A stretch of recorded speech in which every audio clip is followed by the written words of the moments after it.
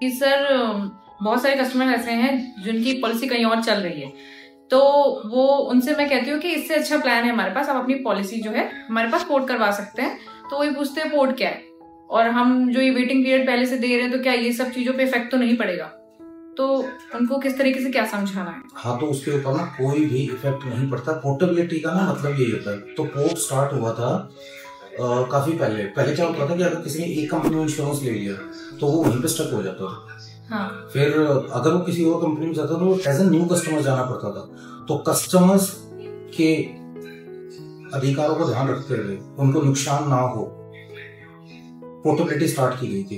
Portability बिल्कुल उसी तरह काम करती है जिस तरह सिम की पोर्टेबिलिटी काम करती है। अच्छा। आज के टाइम में मैं वोडाफोन से एयरटेल में आया तो मेरा नंबर तो सेम रह गया, उसके बाद चीजें स्मूथ हो गई। पोर्टेबिलिटी से फायदा ये हुआ कि इंश्योरेंस कंपनियों ने अपने प्रोडक्ट को ठीक करना स्टार्ट कर दिया।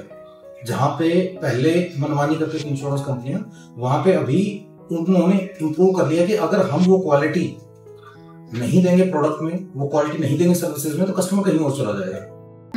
अब पोर्टेबिलिटी में होता क्या है, तो पहले इनिशियली जब पोर्टेबिलिटी लॉन्च की गई थी तो थोड़ा ना कॉम्प्लेक्स प्रोसेस था। फॉर्म भरे जाते थे, 45 दिन पहले डाला जाता था, फिर धीरे धीरे रिलैक्स करके उसको 7 दिन पहले आप पोर्ट अप्लाई करो और तब कर लेंगे। फिर ये था कि अगर कोई मेडिकल हिस्ट्री नहीं होंगे तो ही पोर्ट करेंगे। तो साल दर साल ना इसमें चेंजेस होते रहे हैं और आगे भी होते रहेंगे। अभी जो करंट सिचुएशन चल रही है almost across the industry, expire होने के एक दिन पहले भी अगर कोई करता है, सेम डे भी करता है, तो पोर्टेबिलिटी ले लेते हैं।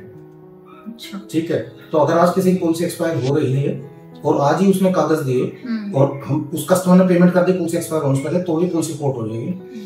बहुत सी कंपनियां और एक्सटेंड करती हैं कि अगर आपकी पॉलिसी एक्सपायर होने के 1 महीने के अंदर अंदर, यानी कि ग्रेस पीरियड में भी है, तो भी हम कर देंगे। उसमें कहीं कुछ कंपनियां बोलती है कि भाई ग्रेस पीरियड के अंदर है लेकिन मेडिकल हिस्ट्री होगी तो नहीं करेंगे, मेडिकल हिस्ट्री नहीं होगी तो कर देंगे। इस तरह से होता है। तो पोर्टेबिलिटी के अंदर जो बेनिफिट होता है कस्टमर को, ये होता है कि वो अगर एग्जिस्टिंग कंपनी की सुविधाओं से खुश नहीं है तो अपने प्लान को किसी और कंपनी में या किसी दूसरे प्लान में स्विच कर सकता है। तो उसकी जो कंटिन्यूटी या सिंपल लैंग्वेज में बोले तो सीनियरिटी जो होती है, जितने साल उसने वेटिंग पीरियड को सर्व किया है, उतना वेटिंग पीरियड उतने सम इंश्योर्ड के लिए अगली कंपनी में कैरी फॉरवर्ड हो जाएगा। अगर आप भी इसी तरह का नॉलेज बेस्ड कंटेंट चाहते हैं तो हमारे चैनल को फॉलो कीजिए। और अगर आपको कोई भी प्लान के बारे में पता करना है कि किस बीमारी में कौन सा प्लान सबसे सही रहता है, तो कमेंट बॉक्स में कमेंट कीजिए। Thank you.